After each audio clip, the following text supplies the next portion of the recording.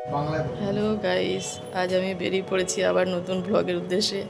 আজকের ব্লগ হচ্ছে মায়াপুর ভ্রমণ। মায়াপুর ভ্রমণের জন্য আমরা প্রথমে বহরমপুর স্টেশনে যাব। তার জন্য একটা টোটো ধরে বহরমপুর স্টেশন চত্বরে এসে পৌঁছে গেলাম। ওখান থেকে আমরা টিকিট কালেক্ট করলাম। টিকিট কালেক্ট করে বহরমপুর স্টেশনে এসে দাঁড়িয়েছি ট্রেন ধরার উদ্দেশ্যে। ট্রেন চলে আসবো। যদিও আমরা ট্রেনে করে প্রথমে কৃষ্ণনগরে যে উদ্দেশ্যে পৌঁছালাম, কৃষ্ণনগর স্টেশনে এসে আমরা হালকা কিছু জলখাবার খেয়েছিলাম, যদিও ফটোগুলো শ্যুট করা হয়নি। যাই হোক, ওখান থেকে আমরা লস্যি আর একটু ডালপুরি খেয়ে আমরা ফেরি ধরার উদ্দেশ্যে অটো স্টেশনে এসে উপস্থিত হলাম। অটো স্ট্যান্ড থেকে আমরা অটো করে চলে যাচ্ছি ফেরিঘাটের উদ্দেশ্যে, কেন কি ফেরিঘাট পার করে আমরা যাব মায়াপুর চত্বর। তাই আমরা এখন ফেরিঘাট চত্বরে চলে এসেছি। ওখান থেকে টিকিট কালেক্ট করতে হয়, আমরা দুটো টিকিট কালেক্ট করে নিলাম। টিকিট কালেক্ট করে আমরা চলছি ফেরিঘাটের উদ্দেশ্যে। এখানের অ্যাম্বিয়েন্সটা বেশ সুন্দর, আমি দু একটা ফটোশ্যুটও করে নিয়েছিলাম। এবার চলছি নৌকা ধরার উদ্দেশ্যে, নৌকায় চাপার জন্য। এখানকার নৌকাটা দেখলাম আমাদের এখানকার থেকে অনেক ছোট।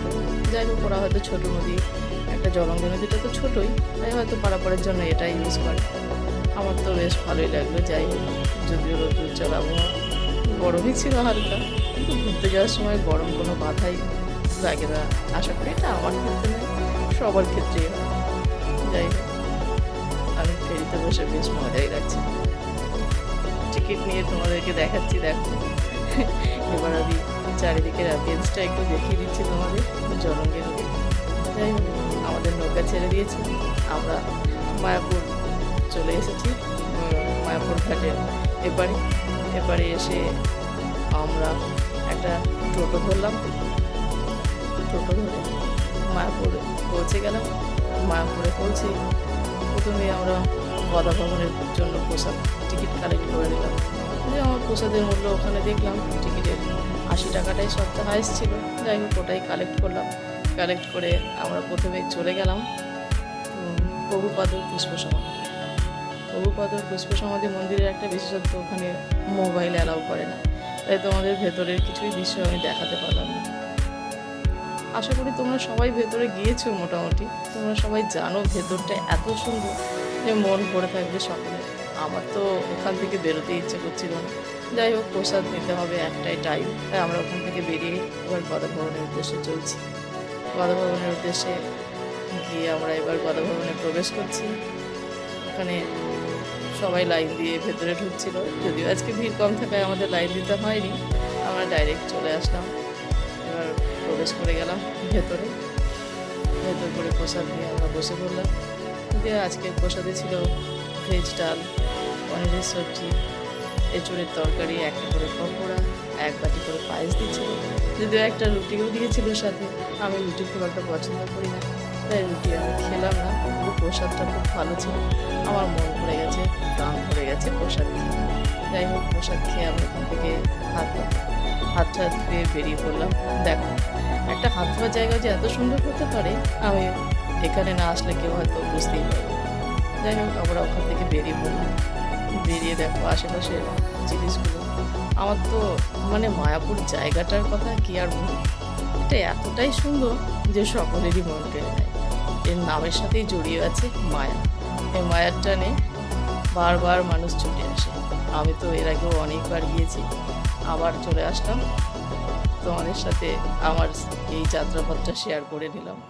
দেখো, এবার এখানকার একটা নতুন সংযোজন করেছে, সেটা হচ্ছে 3D সিনেমা।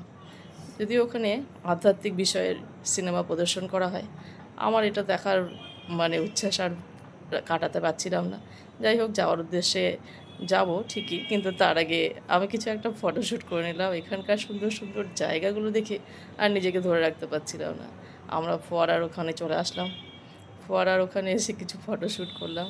ফোয়ারার একটা বেশ সুন্দর জিনিস নজর কাড়ার মতো ছিল, সেটা হচ্ছে ওখানে রঙিন মাছগুলো ছিল এত বড় বড়, যদিও ক্যামেরায় বড় সাইজটা হয়তো বোঝা যাচ্ছে না।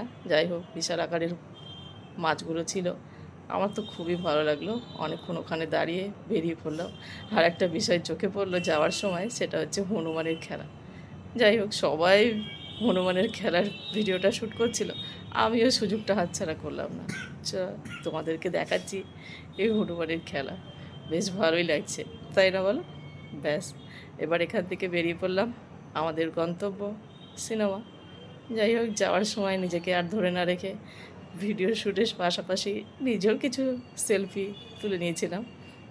চলছি, চলো এবার আমাদের 3D সিনেমা হলে যাবই, কেন কি এটা উপভোগ করতেই হবে। এবার ওখানে চলে যাচ্ছি। তার আগে ভিডিওর কিছু ক্লিপিং তোমাদের দেখিয়ে দিলাম। দেখো, আমরা সিনেমা হলে চলে এসেছি।